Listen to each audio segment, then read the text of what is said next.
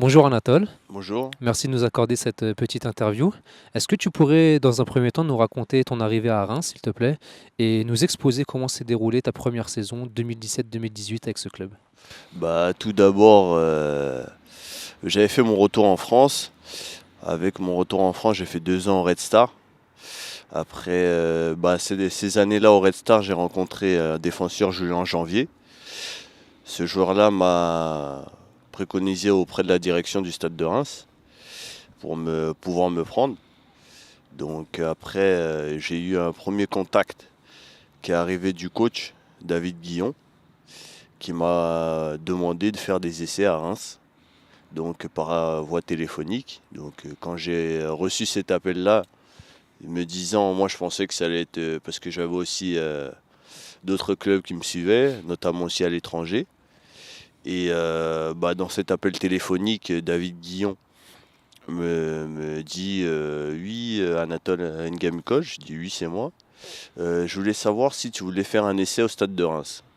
Donc Ça a moi, dû te surprendre? ouais, quand je vois ça, je me dis, mais attends, je suis quand même un attaquant qui a prouvé durant ces 2 années au Red Star, puisque j'ai terminé meilleur buteur. Donc je me dis, bah écoutez, moi tout ce qui est essai, je l'entends pas. Et j'ai raccroché. Par la suite, il me rappelle, il me dit, oui, on a intéressé. Je lui ai dit, bah si vous êtes intéressé, proposez-moi un contrat. D'accord. Et par la suite, il est toujours dans sa conviction de faire un essai. Donc je raccroche encore. Et après, je reçois un appel du directeur sportif du Stade de Reims, Mathieu Lacour, qui me propose directement 2 ans de contrat. Donc je signe au Stade de Reims. Et là, arrivé au Stade de Reims, bon, je n'étais pas parti des titulaires, puisque ils avaient déjà leur équipe qui était déjà en place. Il avait ses jeunes en attaque. Et l'objectif était clairement la montée en Ligue 1 pour cette saison-là. C'était l'objectif. Et Julien Janvier avait dit, si on a Anatole Ngamukol, on va monter en Ligue 1. Donc je montre mes preuves à l'entraînement. Et c'est là que je suis titulaire dès le premier match. Et je fais les 10 premiers matchs en tant que titulaire et je lance la saison du Stade de Reims. Une saison assez extraordinaire. Tu as pu participer à 26 matchs tout au long de la saison, 2 matchs de Coupe de France, un match de Coupe de la Ligue. C'était un peu le Reims de tous les records. Comment vous avez vécu cette saison? C'était une saison magnifique. On faisait un bon début de saison. Et puis par la suite, après, j'avais marqué mon premier but. Bon, après, normalement, malheureusement aussi, normalement, je devais renouveler cette confiance-là. Bon, après, ça n'a pas été fait pour un choix du coach. C'est-à-dire qu'une fois que tu as marqué ton but, le coach t'a sorti de l'équipe? Oui, et ça, normalement, ça n'arrive pas, puisque faut réitérer la confiance d'un attaquant. Donc, j'ai été remplaçant et j'ai dit bon. Et la fin de saison, comment s'est-elle déroulée? À la fin de saison, plutôt aussi en deuxième partie de saison, c'est là que je voyais que pour l'entraîneur, vu qu'il avait commencé avec des victoires dont j'avais lancé la saison, il m'a commencé à me prendre pour un joker de luxe. Donc après, j'ai dit le plus important, c'est la cohésion de l'équipe. Donc je vais faire abstraction de ce qu'il veut l'entraîneur et je vais être remplaçant. Quand tu nous parles de cohésion d'équipe, c'est important et j'aimerais rebondir dessus parce que c'est vrai que lorsque tu es passé à Grasshopper, ce Red Star dans les différents clubs, on t'a souvent vu marquer un nombre conséquent de buts, même souvent finir meilleur buteur du club. Et c'est vrai que là, à Reims, on t'a vu être un peu plus dans l'altruisme et marquer un peu moins dans tes stats personnelles. Comment Ouais, je tu... comprends. Après, pour beaucoup de personnes qui peuvent comprendre, ils vont se dire, oui, il a marqué qu'un but dans cette saison-là. Mais ce qu'il faut savoir, c'est que dans chaque club où je suis passé, dans mes contrats, j'avais des clauses Des et primes des individuelles? primes individuelles qui faisaient que j'arrivais dans les meilleurs buteurs, soit du championnat, dans les 4 meilleurs buteurs par exemple en Suisse, ou meilleur buteur de mon club avec le Red Star.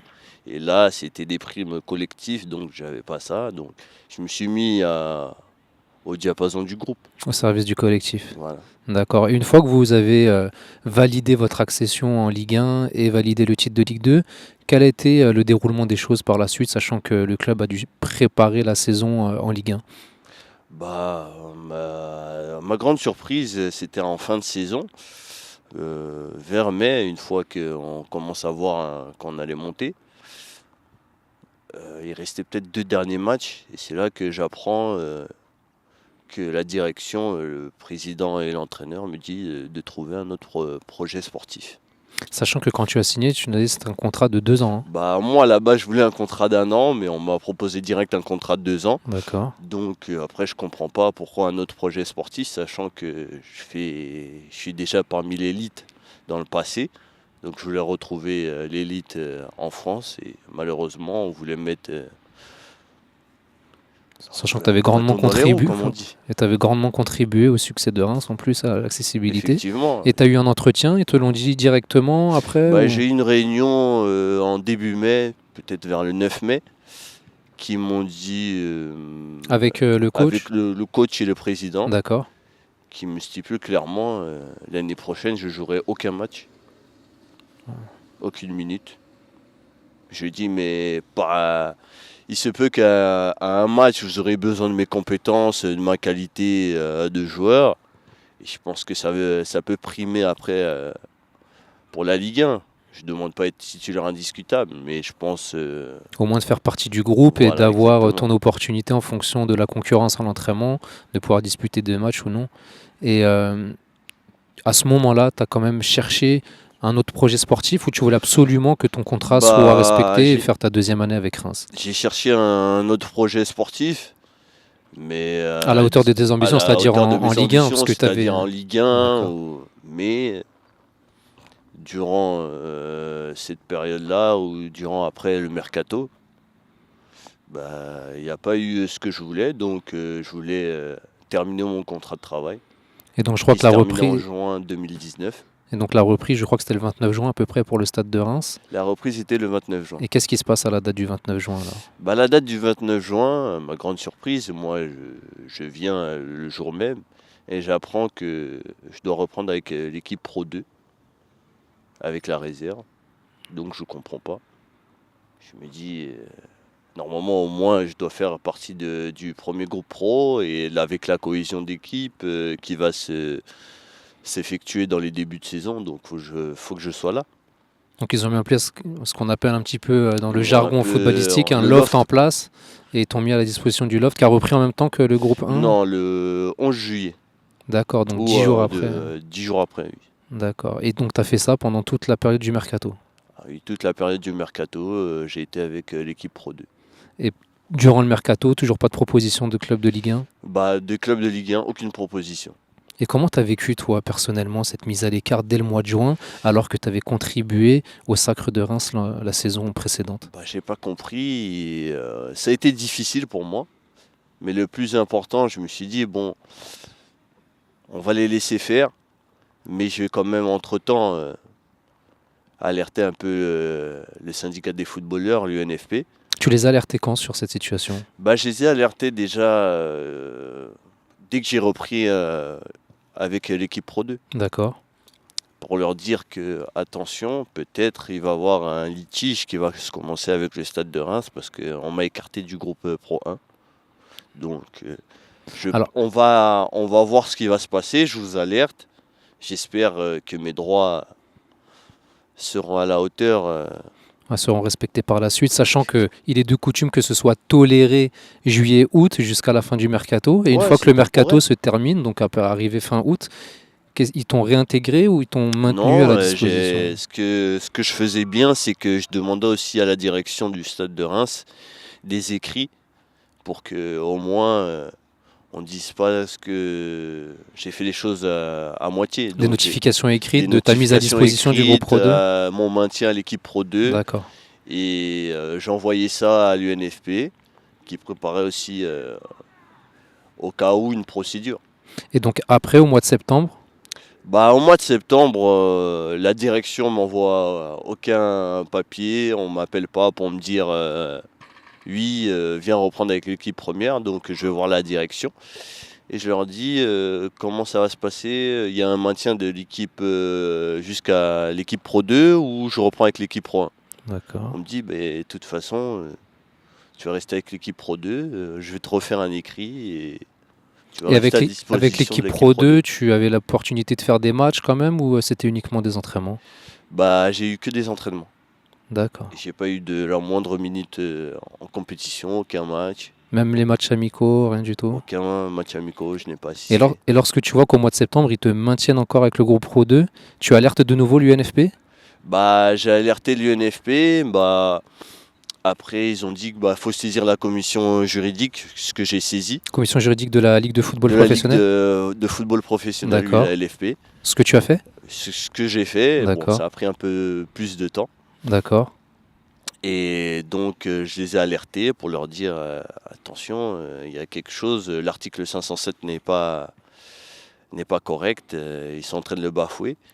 Et Donc toi, c'était la vision de ta vision, la vision de ton entourage d'estimer que l'article 507 de la charte du football professionnel n'était pas respecté. elle n'était pas respectée. Et quelle a été l'appréciation de l'UNFP vis-à-vis de cette situation aussi? Bah, l'appréciation de l'UNFP, ils étaient d'accord avec moi. Ils ont dit que c'est vrai que ça devait être ce maintien à l'équipe Pro 2 temporaire et non continu. Donc ils ont été d'accord avec moi. Ils ont dit qu'on va t'aider, on va te suivre, on va être à tes côtés. Parce que là, ils ont alerté aussi le stade de Reims pour leur dire que vous ne respectez pas. Mais le D'accord. stade de Reims n'a pas voulu l'entendre. Et lorsque tu as saisi la commission juridique, tu as dit que ça avait pris un petit peu de temps. Tu peux nous donner les délais un petit peu, savoir comment ça s'est passé? Bah, ça a pris un peu de temps parce que moi je voulais que ça s'accentue un peu rapidement pour que je puisse reprendre avec l'équipe première. Mais ça a duré, je sais pas, je serai pas très exact dans mes calculs, mais peut-être 2 semaines ou 3. Et pendant ça là, tu étais encore avec le groupe Pro Le 2? groupe Pro 2. D'accord. Et la commission juridique, elle s'est tenue à quelle date à peu près, tu sais? La commission juridique le 20. Le Septembre 20. ou mois d'après, octobre? Parce que j'ai une mise à pied, je pense que ça a été.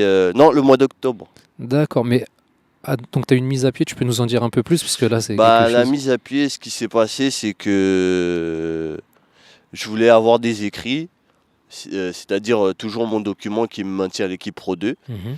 Donc, je suis parti voir la direction. Et la direction qui me stipule, tu as déjà saisi la commission juridique, donc ça sert à rien qu'on te fasse un écrit. C'est à peu près à quelle date? C'était début octobre. D'accord. Début. Donc en fait, ils t'ont maintenu pour le mois de septembre à l'équipe Pro 2. À la fin du mois de septembre, tu ne savais pas ce qu'il en était, savoir si tu étais réintégré ou encore avec l'équipe Pro 2. Tu leur as demandé de nouveau une notification écrite de ton affectation au groupe Pro 2, c'est ça? Oui, c'est ça. D'accord. Et par la suite, on me dit oh, tu auras ton document sinon le lendemain, Mhm. par le directeur général Mathieu Lacour. Tu l'auras le lendemain. Et après, je lui dis bah, si c'est le lendemain, moi je reprends avec l'équipe Pro 1. Et il me dit bah non, on te fera un écrit, tu viendras le récupérer. Et c'est là qu'après le président, il me dit les visites, c'est l'après-midi, dehors. Monsieur Caillot? Oui, monsieur Kay. D'accord. Et Donc dehors, et comment as-tu après je réagi face reviens à ça? à l'après-midi avec mes représentants, c'est-à-dire mon frère et mon responsable juridique. Et par la suite, c'est là que ça a commencé à se dégrader. Nous, on rentre dans les locaux, la dame de l'accueil nous fait monter, nous ouvre la porte pour qu'on puisse monter. Et à partir de là, bah, c'est là qu'il y a eu litige où le Mathieu Lacour qui dit je ne veux pas vous recevoir, si vous n'êtes pas compétent, je vais appeler la police. Donc, Et qu'avez-vous fait alors avec tes représentants? bah, nous on dit on veut juste prendre les documents, on veut pas de discussion avec l'institution du Stade de Reims. On veut le document, on a le document écrit, on part. Et lui qui disait oui il va appeler la police, au final il l'a pas fait, il commence à discuter avec nous, il nous remet le document et on prend congé de cette situation-là et on D'accord. part. Et qu'est-ce qui se passe par la suite? Qu'est-ce qui se passe par la suite? C'est bah, durant cet après-midi-là, bah, avec mon organisation, comme on sentait que ça se commençait à se corser, ils ont utilisé un moyen déloyal, qu'on veut dire, c'est le testing. Et c'est là qu'on a pu entendre que je disais la vérité, parce que Mathieu Lacour a Alors quand tu fait nous parles de testing, si tu peux nous en dire un peu plus. le Donc test, l'organisation que tu as saisie, c'est quoi? Tu nous parles d'organisation? c'est l'USP, D'accord. Ah, c'est l'association? l'Union de la sagesse populaire, D'accord. Qui t'a accompagné? qui combat contre les litiges et les violences psychologiques au travail. D'accord. Et donc, Et comme ils ont vu que c'était un peu litigieux avec ton employeur, ils t'ont suggéré de pouvoir enregistrer les différentes conversations que tu avais avec ton employeur. voilà, effectivement. D'accord. Pour justifier éventuellement, si tu subissais un préjudice, que tu puisses apporter la preuve de cela. Effectivement. D'accord. Et pourquoi et donc Et donc, par la suite, nous,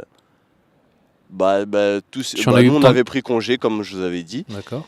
Et le lendemain, je suis convoqué par la direction, Mathieu Lacour et son secrétaire Julien Turpin, qui me mettent une mise à pied parce qu'ils ont dit que j'avais dit que j'allais foutre le bordel dans l'institution, que on les avait menacés, moi et mon frère, chose que ça n'a pas été fait.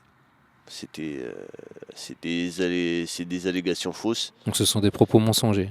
des propos mensongers. Et ils se sont servis de ça Ils se sont servis de ça pour pour faire te faire une mise à pied. D'accord. Et toi, donc tu disais qu'avec l'association qui a fait le testing, tu as la preuve J'ai la preuve que ces allégations sont fausses et exactement. qu'ils se sont servis de propos calomnieux, on peut dire appeler ça des comme propos ça, calomnieux, pour te faire une mise à pied. Exactement. Donc là, tu étais interdit de remettre les pieds Au stade de Reims. au stade de Reims. D'accord. Et mise à pied simplement ou tu avais un entretien préalable aussi J'avais un entretien préalable prévu le 11 octobre, je pense. Tu t'y es rendu? Non, puisque ce qu'ils ont fait, c'est qu'ils ont menti à mon sujet pour pouvoir me mettre une mise à pied pour un D'accord. éventuel licenciement. Et ils t'ont licencié? Ils m'ont licencié par la suite. D'accord. Et entre-temps, il y a eu la commission En juridique. entre-temps, la commission juridique nous a convoqués, moi et le stade de Reims, et pour entendre les parties. Mais le stade de Reims n'a pas parlé de mon licenciement ou de ma mise à pied. Alors, la commission juridique avait été saisie La par tes commission soins pour le non-respect de juridique, elle l'article a été 507. saisie par moi et ils ont statué que l'article 507 n'a pas été respecté par le stade de Reims D'accord. et qu'ils devaient me réintégrer à l'équipe première. D'accord. Mais entre-temps, il avait fait la mise à pied. Entre-temps, ils ont fait la mise à pied le stade de Reims, mais on n'a pas parlé de ma mise à pied. D'accord. Parce que le stade de Reims avait entamé une procédure aussi Le au stade de sein Reims de la a Ligue de entamé foot. aussi une procédure sur moi. Donc avait saisi la commission juridique aussi pour homologuer entre guillemets la rupture anticipée de ton contrat. Exactement. Et donc logiquement vous deviez être auditionné sur les deux litiges. C'est ça que tu es en train de me dire, tu me dis si je me trompe. Hein. Et ils vous ont laissé entre guillemets l'opportunité du contradictoire sur le non-respect de l'article 507, mais pas sur ta mise à pied. Ouais, c'est ça. D'accord. Et comment s'est déroulée cette audition Comment a justifié le stade de Reims cette mise à l'écart Ils ont pas personnellement, ils ont juste dit on comptait. L'entraîneur David Guillon a fait une attestation sur l'honneur. J'ai appris ça lors de la commission juridique qu'il devait me reprendre mi-novembre à la trêve. Dans l'équipe 1 ? Dans l'équipe 1. Or que c'était une chose infondée. Moi, j'ai pas compris. Tu as le sentiment qu'il a rédigé ça pour atténuer un petit peu... C'était pour atténuer le préjudice de Reims. Le préjudice qu'ils ont fait, le stade de Reims. Donc ils ont produit un faux, entre guillemets, enfin ils auraient produit un faux pour que la commission puisse statuer d'une manière qui soit un peu moins coercitive pour eux. Ils atténuent un peu toutes les erreurs que le stade de Reims ont fait à mon égard. D'accord. Et l'UNFP t'a accompagné dans ces différents... L'UNFP m'a accompagné durant cette bataille et continue. Et ce qui en est, c'est que je suis toujours... Et donc après le 23 juin, excuse-moi Nathan, j'essaie de bien rester dans la chronologie des choses. Donc le 23 octobre, pardon, il y a la commission juridique qui statue sur le fait que l'article 507 n'a pas été respecté, ne te laisse pas le contradictoire sur ta mise à pied. Et par la suite, que fait le stade de Reims? Est-ce qu'ils te réintègrent? Est-ce qu'ils vont jusqu'au bout de leur mise à pied, de leur licenciement? Le stade de Reims, par la suite, après que la décision de la LFP qui disait que de me réintégrer à l'équipe première, Le Stade de Reims, quelques jours après, ils m'ont licencié. D'accord. Sur les mêmes motifs qu'ils Sur te les mêmes reprochaient. motifs de la dénonciation calomnieuse qu'ils ont fait. Qu'ils ont menti sur moi. D'accord, donc aujourd'hui tu n'es plus officiellement plus joueur Je du ne Stade de suis plus Reims. joueur du Stade de Et Reims. est-ce qu'il y a possibilité de faire appel, par exemple, dans les commissions juridiques, ou est-ce que tu as demandé, par exemple, à la LFP, au vu des mensonges qui ont conduit à ton licenciement, d'être auditionné de nouveau ou d'avoir peut-être une attache ou une audience auprès des responsables ou des garants des instances du football pour pouvoir exposer ton litige et que tu puisses aider à la manifestation de la vérité pour être protégé en tant que victime et que des manquements à la déontologie du football puissent être sanctionnés. Oui, moi j'ai demandé parce que je pense que dans le football, il faut bien faire appel. On ne peut pas licencier une personne unilatéralement. Donc c'est comme si, par exemple, un joueur, il avait son contrat, il dit maintenant je veux jouer dans un autre club et il quitte le club. Ça n'existe pas. Ah, c'est vrai, c'est ce qu'on entend quelquefois sur les plateaux télé, Donc ça qui n'existe reprochent pas. que c'est vrai qu'un joueur qui souhaite partir a beaucoup de mal à se faire entendre, mais lorsqu'un club souhaite se séparer d'un joueur, on dit que c'est le monde de l'entreprise et que c'est ainsi un petit peu un deux poids deux mesures qui devrait, à notre sens, peut-être être combattu Voilà, d'une manière un peu effectivement. plus Donc efficace. après, Et donc après, qu'est-ce qui se passe aujourd'hui? Où tu en es? Est-ce que tu as entamé des procédures? Où en es-tu avec ta relation avec l'UNFP? Est-ce que tu peux nous expliquer un petit peu? moi j'ai demandé un peu à la LFP qui puisse s'en charger, notamment la présidente, Madame Bois de la Tour. Ils sont au courant que tu as des preuves qui démontrent ton Ils ont, innocence et qui ils ont te été disent... au courant Ouais, parce que l'UNFP les a alertés d'accord. et moi-même j'ai pu la croiser, Madame Bois de la Tour. Et qu'est-ce qu'elle a dit à propos de ta situation? Je voulais lui en parler, mais son directeur exécutif n'a pas voulu s'exprimer. Monsieur Quillot? Monsieur Si je- Quillot D'accord. n'a pas voulu s'exprimer, donc Madame Bois de la Tour a essayé de nous entendre, mais son directeur exécutif ne voulait pas qu'on puisse parler avec elle à ce Et moment-là. j'ai une petite question. Est-ce que le club de Reims n'a-t-il pas essayé de négocier avec toi un départ anticipé au lieu d'en arriver jusqu'à ce Ils ont essayé licenciement? de négocier avec moi, pas au début. Au début, c'était non. Ils accentuaient ma mise à pied, mon licenciement, pas de négociation. Une fois que le président de l'UNFP s'en est chargé et a alerté le président du Stade de Reims, C'est toujours Monsieur Monsieur Pia, le président Oui. de l'UNFP? D'accord. Monsieur Pia, leur a dit il bénéficie d'une preuve, d'un enregistrement. C'est là que le président Caillot me fait une proposition de me donner tous mes salaires et de m'aider à retrouver un autre club. Et qu'est-ce que tu as dit à ce moment-là? Je lui ai dit non, ça se passe pas comme ça. Et pourquoi tu choisis de dire non lorsque beaucoup de joueurs qui sont dans la même Oui, il y a situation beaucoup que de joueurs toi qui auront ont accepté, déjà dit oui? mais il y a une dignité. Il faut dire stop à un moment donné. Le football, il y a des générations. La France, elle a été championne du monde. On a une image. Je pense qu'on a aussi un contrat à respecter. Moi, c'est tout ce que je voulais. Et il y a des choses, il y a la valeur du football qui est très importante. Et moi, j'ai une famille, j'ai des proches. Et justement, en parlant de ta famille, de tes proches, comment ils vivent C'est ils vivent très ça difficile aujourd'hui? pour eux. Pour ma femme, les enfants, mon père, ma mère, mes frères et sœurs, c'est très difficile. On te voit sur les écrans, du jour au lendemain, on ne te voit plus. Les gens ne savent pas ce qui se passe à mon égard. Je ne me suis pas encore exprimé. C'est la première fois aujourd'hui. Et maintenant que tu es licencié, en plus, je suppose que tu n'as plus de J'ai plus de salaire. salaire, ça fait déjà 2-3 mois. C'est juste avant les périodes de Noël. Très difficile. Et tu t'attendais à un tel comportement de la part des Non, dirigeants du parce Stade que de je pense Reims? pas. Je pense pas que ça devait se faire dans le milieu du football, mais je pense que ça doit pas être la première fois. Et aujourd'hui, tu as Donc choisi de moi, dire non un petit peu pour te poser en tant que lanceur d'alerte sur ces voilà, problèmes de c'était l'offre au pour sein du dire football. stop. C'est comme un sculpteur. Et quelles sont aujourd'hui tes attentes ou où en es-tu dans les procédures? Est-ce que tu comptes faire des dépôts de plainte pour essayer? Oui, il y a procédure pénale et prud'homale que j'envisage. D'accord. Tu as pris attache auprès d'un avocat? Il y a un avocat aussi qui se gère de cette procédure aussi. Et le service juridique de l'UNFP t'accompagne aussi dans tes démarches? Il se constitue aussi partie civile D'accord. Dans les prochaines dans procédures les que tu prochaines montes? procédures. D'accord. Et qu'attends-tu aujourd'hui de ta situation? Ce que j'attends de ma situation, que ça puisse changer quelque chose dans le football, c'est-à-dire aussi l'article 507, qu'on puisse mettre des règles et que plus aucun club puisse faire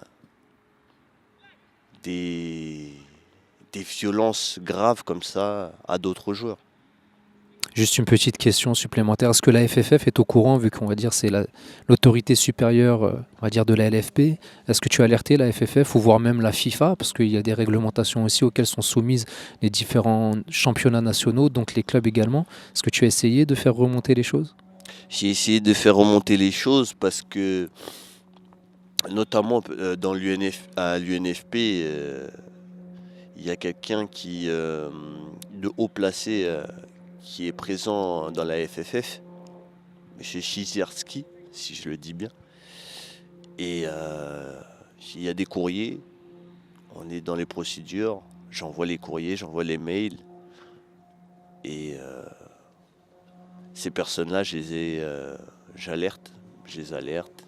Et que te répondent-ils, ces autorités, qui sont garantes quand même du bon fonctionnement? Au début, c'est vague, Ouais. ça prend du temps, on ne comprend pas. Pourtant, dans les métiers du football, quand il s'agit des violences dans les stades, ça va très rapidement, il y a des sanctions. L'histoire des quotas, en 2011, l'ampleur, elle a été très rapidement saisie. Encore là, les Football Leagues, il n'y a pas très longtemps, avec les Football fichages Leagues ethniques aussi, au effectivement. PSG. Donc moi, ça prend un peu plus de temps. Comment expliques-tu comprends pas. cela? C'est des choses, même moi, je me pose la question tous les jours. Et tu espères que les institutions footballistiques pourront te préserver rapidement? Oui, j'espère que les institutions footballistiques me préservent rapidement, prennent des décisions, comme ça a été fait dans l'affaire des quotas. Merci pour ces éclaircissements. Au niveau footballistique, où en es-tu aujourd'hui? Le mercato hivernal il va commencer. On verra bien ce qui va se passer.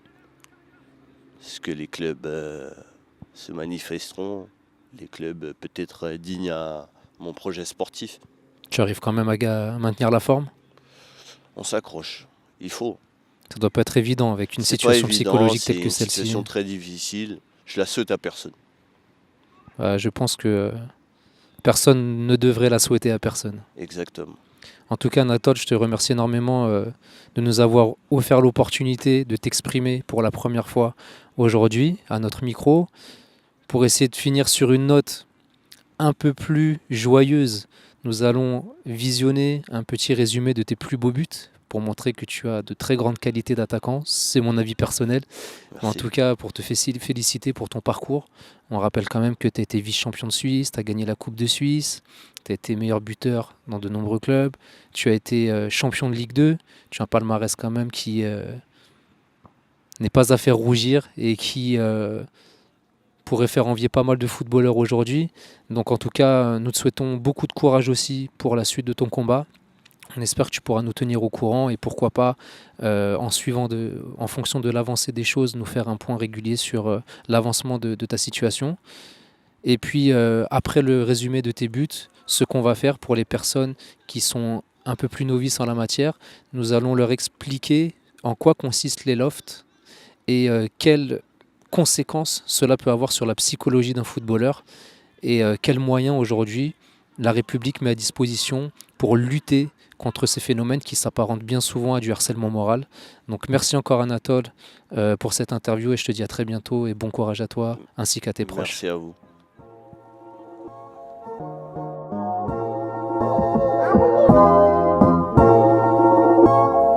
Fantastisch ausgespielt.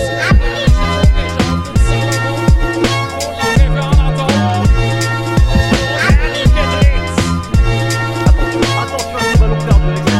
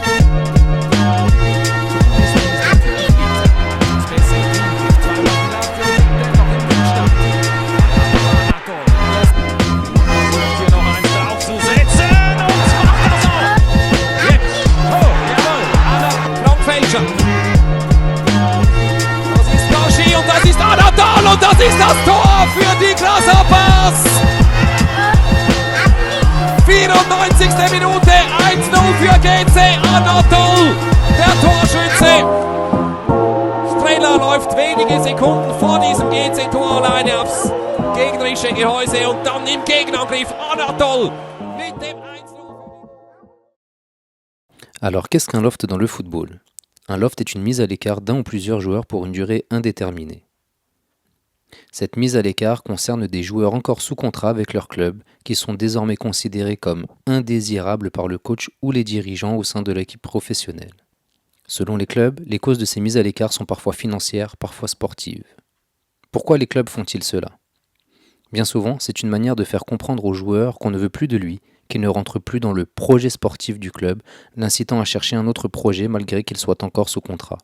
Je pense que c'est calculé par les directions des clubs, calculé entre guillemets, pour que le joueur comprenne déjà un message très clair, on ne compte pas sur toi, parce que c'est un message qu'il faut envoyer si le joueur a envie de s'accrocher, ce qui est humain de sa part, hein, il n'a pas envie de se barrer. Le club ne l'entend pas de cette oreille, il lui fait comprendre d'une manière sèche, non, il faut prendre la porte. Cela est-il fréquent? On parle du loft de Lille, Enyama, Mavouba, Martin, Bassa, Palmier, Ibotéac, Sliti, Talo, Sunzu, Nangis, Eder. On peut parler de celui de Rennes, Sio, Chantom, Zéphane, Silla, Saïd. C'est plus un loft, On peut parler de celui de la SSE, Roux, Clément, Mopé, Polomat. Il y a PSG qui est en train de se faire un petit loft. Nous pourrions ajouter les cas Louis Ndoula, Ben Arfa et bien d'autres encore. Mais cela est-il légal? On trouve à l'article 507 de la Convention collective nationale des métiers du football, autrement appelée la Charte du football professionnel, sauf accord des parties, la date de reprise de l'entraînement doit être commune pour tous les joueurs sous contrat professionnel, à l'exception des joueurs âgés de moins de 20 ans au 31 décembre de la saison en cours. On y lit un peu plus loin. La mise à disposition de tout joueur sous contrat professionnel dans le deuxième groupe d'entraînement, selon les critères et conditions définis ci-dessus, doit s'effectuer de manière temporaire pour des motifs exclusivement sportifs liés à la gestion de l'effectif. Elle ne doit en aucun cas se prolonger de manière régulière, permanente et définitive, s'apparentant à une mise à l'écart du joueur contraire à l'esprit du texte et du contrat de travail du footballeur professionnel. Parfois, certaines conditions de l'article 507 ne sont pas respectées, comme la reprise simultanée de tous les joueurs professionnels ou les conditions d'entraînement qui ne sont pas identiques. Il avait raconté, on nous fait vider nos casiers, on nous vire de la photo, Mais les gars, mais on nous enlève notre place de parking, sauf Mais que tu restes quand même dans le monde de mais tu restes quand même un l'entreprise. salarié du club. Et Enfin, je suis désolé, psychologiquement, c'est quand même- psychologiquement, je peux te dire que c'est un gros coup pour ces joueurs-là. C'est pour ça que je te dis que quand tu les mets dans ce loft-là, ça devient un petit peu négatif. Parce qu'aller piocher quelqu'un dans un loft, c'est déjà faire un travail psychologique lorsqu'il vient dans un nouveau club. Cet article fait également l'objet de nombreuses interprétations, dont certaines sont très nuisibles aux joueurs. En effet, certains clubs contournent ces règlements en mettant des joueurs dans un loft quelque temps, puis les réintègrent dans l'équipe première, puis les mettent de nouveau au loft, et ainsi de suite, ceci afin que cette mise à disposition ne soit pas considérée comme continue, comme l'en empêche l'article 507. Certains joueurs victimes de ces pratiques saisissent la commission juridique de la Ligue de football professionnel, qui leur donne parfois raison et condamne les clubs à les réintégrer, comme c'était le cas pour Anatole. Cependant, comme la déontologie du football tolère cette pratique durant le mercato estival, beaucoup d'entre eux sont contraints de subir ce traitement sans solution apparente, et lorsqu'ils manifestent leur mécontentement, tout est mis en œuvre pour faire comprendre aux joueurs que sa situation risque de se dégrader davantage. Pourquoi mettre en lumière cette problématique? Pour plusieurs raisons. Premièrement, car les joueurs ne doivent pas pâtir de la mauvaise gestion de leurs entraîneurs ou dirigeants. Pourquoi recruter des joueurs lorsque certains sont encore sous contrat, au risque de provoquer un sureffectif? Je pense que voilà, Garcia, il a besoin d'appliquer très vite ses principes de jeu, de faire passer très vite ses messages, et il peut pas partir en stage avec 20-30 joueurs. Deuxièmement, car en agissant de la sorte, les contrats des joueurs ne sont pas respectés, sachant que c'est les clubs eux-mêmes qui font signer ces contrats aux joueurs. Troisièmement, pourquoi est-il impossible à un joueur de rompre son contrat de manière anticipée lorsqu'il le souhaite, alors que les clubs en ont l'opportunité? Pourquoi les joueurs sont sanctionnés dès lors qu'ils ne se présentent pas ou arrivent en retard à l'entraînement, tandis que les clubs peuvent se permettre de les exclure de l'équipe sans conséquence? Dès qu'un joueur fait le forcing pour se barrer d'un club, on lui jette la pierre. Par contre, quand un club fait le forcing pour se séparer d'un joueur, bah là, il faudrait presque dire amen, c'est le monde de l'entreprise. Ouais, c'est ça. Je suis désolé, c'est quand ce que même, je disais c'est après. exactement la même situation, quoi. Cela n'est pas conforme au principe d'équité régissant les lois du monde footballistique. La quatrième raison est que la mise à disposition répétée des joueurs dans le groupe 2 dégrade leurs conditions de travail, altère leur santé mentale, tout en compromettant pour certains leur avenir professionnel. Regardons à quoi correspondent juridiquement ces éléments. C'est la définition du harcèlement moral stipulée dans l'article 222-33-2 du Code pénal, délit puni de 2 ans d'emprisonnement et 30 000 € d'amende. Discrimination, harcèlement sont des pratiques assez cousines, Roxana Maracineanu. Dans le sport, on n'en a pas beaucoup parlé du harcèlement quand a éclaté le scandale MeToo. Il n'y en a pas, ou plus vraisemblablement, personne n'a osé lever le couvercle. Je crois qu'il y a une omerta sur tous ces sujets dans le milieu du sport parce que voilà, les associations, les fédérations se sont là. Il y a une omerta. C'est-à-dire qu'il y a la loi du silence. Il n'y a pas de Votre raison. prédécesseur a dit il n'y a pas d'omerta. Vous dites il y a une omerta, il y a une loi du silence qui empêche les gens de clairement, parler parce que ces pratiques, il n'y a pas de raison qu'elles n'existent pas dans le sport comme elles existent ailleurs. D'autant elles plus. même pas plus. Bah oui, dans le d'autant sport plus. qu'ailleurs. D'autant plus. Il apparaît donc une incohérence entre cette pratique du loft, qui s'apparente parfois à du harcèlement moral, et les statuts des instances footballistiques, dont l'une des responsabilités est de préserver les métiers du football. On peut lire en effet dans les statuts de la Fédération française de football. La fédération et ses organes déconcentrés, les organes donc c'est les émanations, la Ligue et les clubs, défendent les valeurs fondamentales de la République française et doivent mettre en œuvre les moyens permettant d'empêcher toute discrimination ou atteinte à la dignité d'une personne.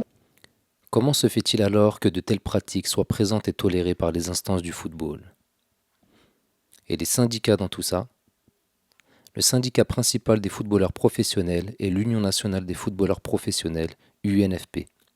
Depuis sa création en 1961, l'UNFP n'a cessé de combattre pour améliorer les conditions de travail des footballeurs professionnels. En 1963, Raymond Kopa a comparé les footballeurs à des esclaves tant leurs droits étaient inexistants. À coups de grève et de négociations, l'UNFP obtient la mise en place de la Charte du football professionnel en 1973. Ces textes seront modifiés d'année en année pour en arriver à son édition actuelle.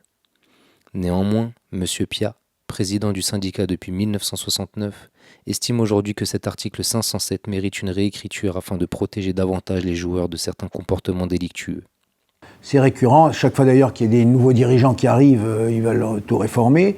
C'est récurrent aussi même pour les présidents en place qui souhaitent tout à fait naturellement augmenter leur pouvoir au détriment de celui des joueurs, et donc ils imaginent des modifications statutaires pour essayer d'avoir un pouvoir encore plus accru. C'est notre rôle et notre job représentant des joueurs d'essayer de contrebalancer ça pour que les intérêts des joueurs soient préservés, mais c'est un combat permanent. Aujourd'hui, le paradoxe, c'est au lieu que les salariés, que sont les joueurs, bénéficient au fur et à mesure du temps d'avantages plus importants, c'est ce qui se passe dans toutes les autres professions. Au contraire, on grignote de plus en plus les avantages des joueurs, et donc ça, c'est quelque chose auquel il faut remédier. Donc notre intérêt à nous, c'est au niveau de la gouvernance d'être toujours présent, de pouvoir faire un contre-pouvoir et d'empêcher que des réglementations qui soient illégales ou anormales soient mises en œuvre. Adrien Rabiot se retrouve aujourd'hui dans une situation similaire et l'UNFP lui a manifesté tout son soutien. Et la justice? Face à la lenteur des procédures et l'absence de sanctions dissuasives envers les clubs, très peu de joueurs enclenchent des procédures judiciaires contre leurs employeurs.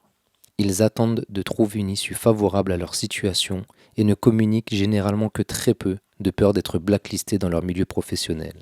Il faut libérer la parole, je pense. Libérer la parole. Vous dites ce matin aux sportifs, des jeunes femmes souvent, mais pas seulement, si vous avez été victime, témoigner, vous n'osez pas parce que les fédérations, par exemple, sont parce que, menaçantes. mais surtout parce que le sport fait rentrer en activité des gens très jeunes, à partir d'un âge très jeune, où finalement ils rentrent sous cette autorité très vite et ils n'osent pas parler.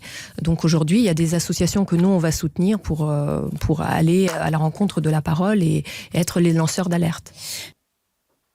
En 2012, Peggy Luyindula avait osé affronter le PSG, attaquant le club au pénal pour harcèlement moral. Écartée du groupe puis mise à pied par son employeur, à l'instar d'Anatole, la menace d'une sanction pénale a conduit le PSG à le réintégrer et même lui proposer une prolongation de contrat. Un joueur qui ne rentrait plus dans le projet sportif du club était soudainement redevenu utile au futur succès de l'équipe, pour reprendre les termes de la direction du club. C'est un vaste sujet qui mériterait d'être développé davantage, mais tout porte à croire que les lois de la République s'arrêtent aux frontières du football, qui ne considère plus aujourd'hui les sportifs comme des hommes et des femmes, mais comme de la vulgaire marchandise. Le joueur de foot n'est-il pas devenu plus que jamais une marchandise communautaire ? C'est un joueur qui, lorsqu'il signe un très très beau contrat, il est une marchandise contente. Et puis, lorsque ça se passe un peu moins bien ou carrément mal pour lui, il est une marchandise déçue. Et il est hors de question que des gens qui sont dans ce type de sport où il y a beaucoup d'intérêt, beaucoup d'argent, puissent aujourd'hui se sentir hors sol et passent hors la loi. Si il y avait un milieu où le respect et la morale étaient respectés, ce serait n'importe quel milieu sauf le football. Le foot en coulisses, c'est l'école de l'injustice. Le gouvernement sera alerté sur cette pratique des lofts afin de briser cette omerta et imposer aux instances footballistiques une réforme visant à éradiquer ces comportements anti-républicains. Nous terminerons ici avec ces dernières paroles de notre ministre des Sports. Il n'y a que le sport de compétition qui a le droit à la parole, qui n'est médiatisé en France, que celui-là. Et c'est ce qui fait aussi que les modèles qu'on peut retrouver dans le sport de compétition doivent être exemplaires.